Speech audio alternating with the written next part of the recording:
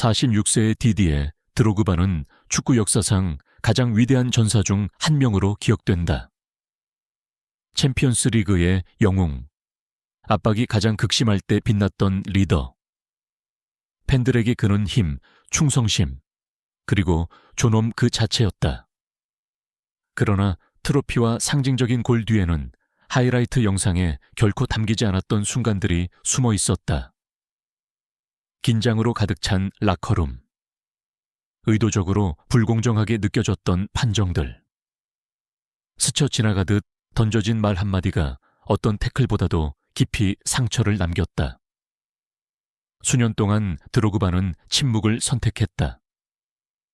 이제 선수 경력을 완전히 마무리한 지금, 그는 결코 용서할 수 없다고 말하는 5사람을 공개할 준비가 되었다. 그 순간은 회고적인 인터뷰 도중 찾아왔다. 시간이 모든 것을 치유했느냐는 질문을 받자 드로그바는 잠시 멈춰서서 짧게 미소를 지은 뒤 솔직하게 답했다. 성공은 기억을 지워주지 않는다는 것이었다. 그는 승리가 공허하게 느껴졌던 밤들, 보호받기보다는 노출되었다고 느꼈던 순간들, 그리고 침묵이 어떻게 그의 방패가 되었는지에 대해 이야기했다.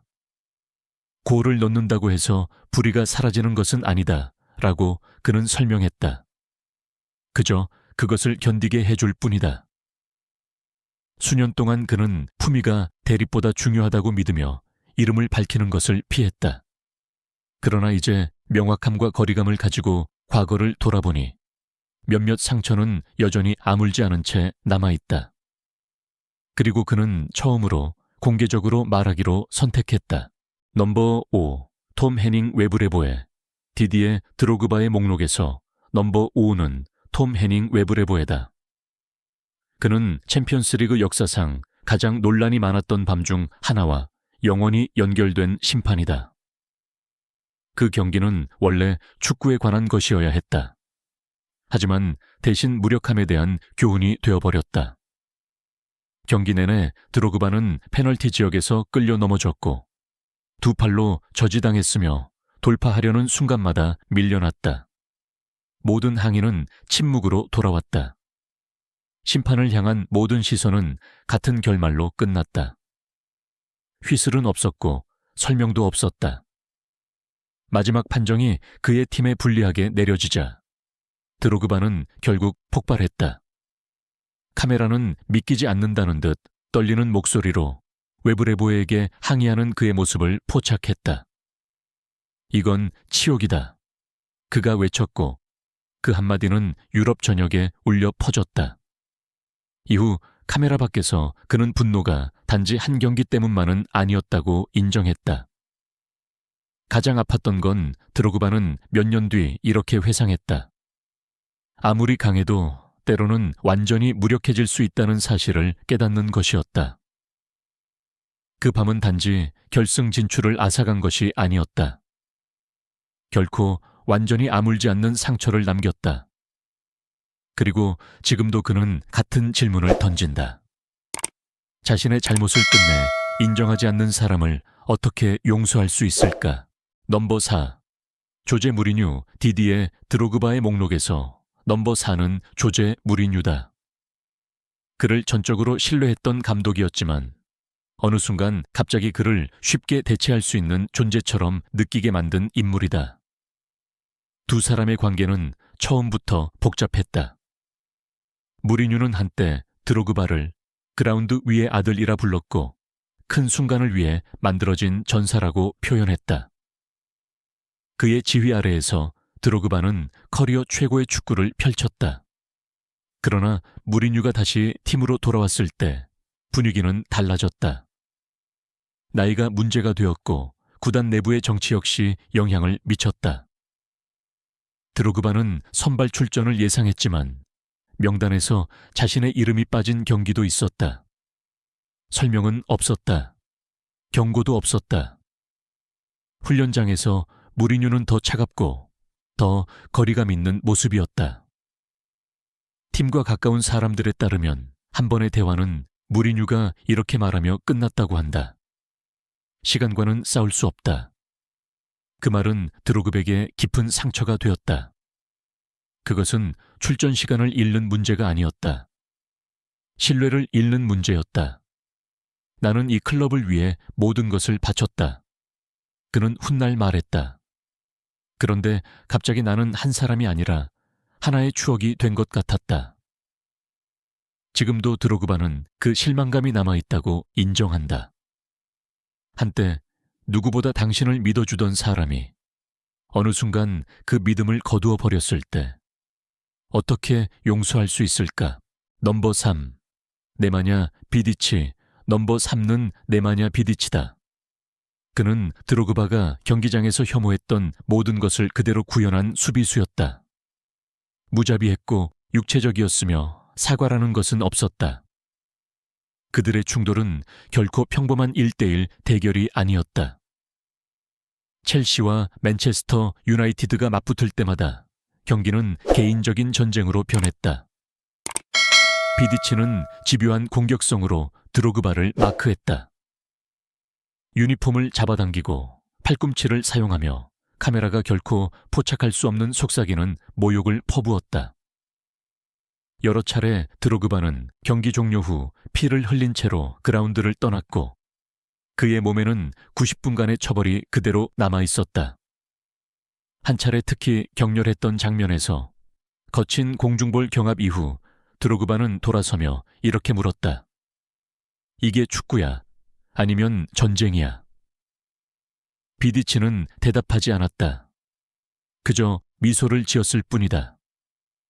동료들은 경기 후 드로그바가 분노에 차 있었다고 회상한다.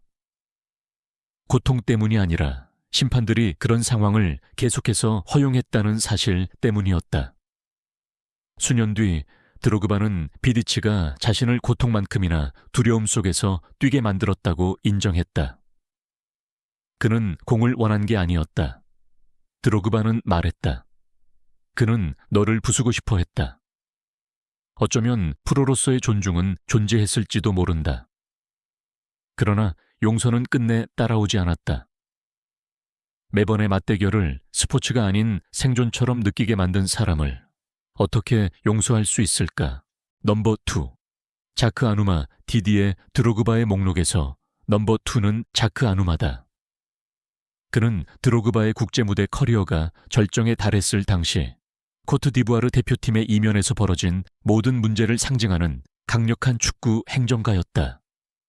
수년 동안 드로그바는 한 나라의 희망을 어깨에 짊어지고 뛰었다.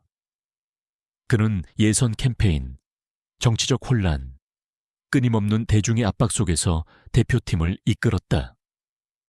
그러나 내부적으로 그는 종종 고립감을 느꼈다. 약속은 만들어졌고 조용히 깨졌다.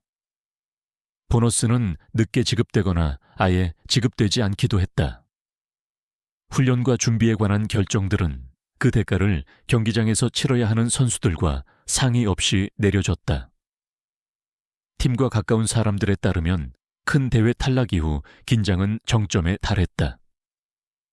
드로그바는 조직력과 지원의 부족을 문제 삼았다. 그가 받은 대답은 섬뜩했다. 내 역할은 뛰는 것이지 말하는 게 아니다. 그 순간은 모든 것을 바꿔놓았다.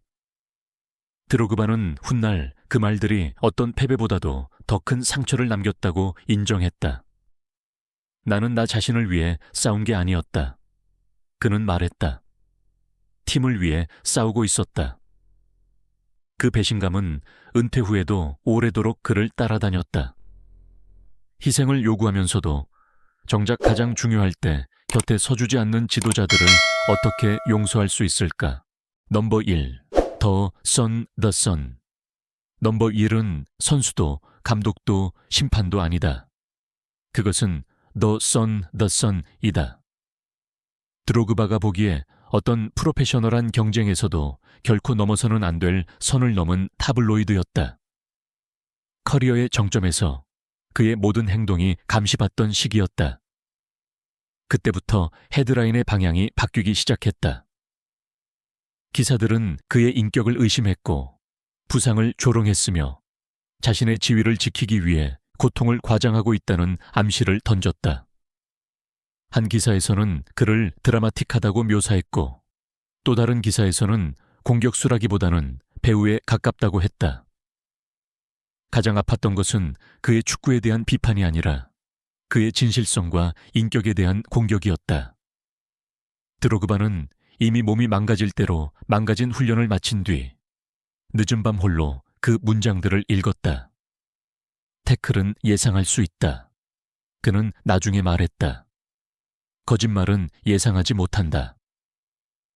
친구들은 그가 휴대전화를 손에 쥔 채 침묵 속에 앉아 여론을 형성할 것임을 알고 있는 헤드라인들을 끝없이 스크롤하던 모습을 기억한다. 사과는 없었다. 정정도 없었다. 다음 날 또 다른 기사 하나가 나왔을 뿐이다. 드로그백에 이것은 가장 깊은 상처였다. 선수들은 패배와 실수, 심지어 축구 안에서의 배신까지도 용서할 수 있다. 하지만 선수 뒤에 있는 한 인간을 무너뜨리며 이익을 취하는 사람들을 어떻게 용서할 수 있을까? 5개의 이름을 모두 밝힌 뒤에도 드로그바는 안도한 표정을 짓지 않았다. 그는 오히려 깊은 생각에 잠긴 모습이었다. 그것들은 분노에서 나온 고백이 아니라 경기장의 불빛이 꺼진 뒤에도 오랫동안 그가 품고 살아온 기억들이었다. 그가 믿기에 용서는 인정에서 시작된다. 그러나 어떤 상처들은 끝내 인정받지 못했다. 인터뷰가 끝나갈 무렵 그는 하나의 생각을 공중에 남겨두었다. 축구에는 아직도 드러나지 않은 이야기들이 얼마나 많을까. 그것들이 거짓이어서가 아니라 한때는 침묵만이 살아남는 유일한 방법이었기 때문에